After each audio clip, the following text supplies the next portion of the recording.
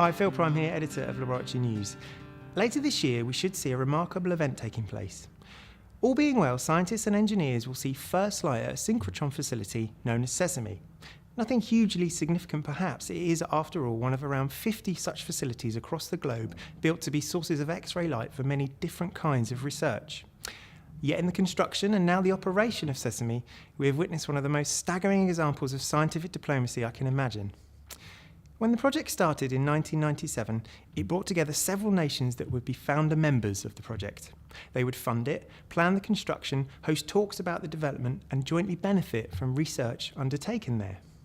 Now, all this tends to be standard practice for big scientific infrastructure projects like this. But when those member states consist of several Arab nations, together with Turkey, Pakistan, Cyprus, Iran, and astonishingly Israel, then it is anything but standard practice. For the past 18 years, the partnership has held firm. Through numerous geopolitical crises, military actions, and diplomatic incidents, it is science, and science alone, that has held firm over all other forms of international relations.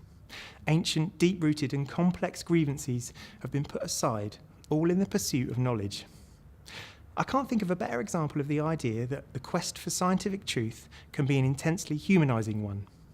It brings out the best in us. How else could it have tamed one of the most diplomatically tense regions on the planet?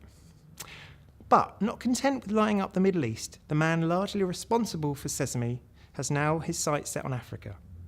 Professor Herman Winnick has announced a meeting in November this year where he plans to bring together key scientists and officials from several African nations. The physicist from Stanford University said that no part of the world should be denied such a stupendous tool for studying all kinds of materials. But I rather suspect he is all too aware that if successful, a synchrotron in Africa will mean more than that. Certainly, a prominent member of the project steering committee has suggested that it would be the single most important scientific instrument for revolutionising science, technology and innovation in Africa. Of course, there is a long road ahead. But, given his past form, would anyone bet against a synchrotron in Africa this time in 10 years? Certainly not me. So here's to you, Professor Winnick, for not only spearheading projects invaluable to science, but for also allowing the human race to shine despite being caught in the mire of geopolitical self-interest.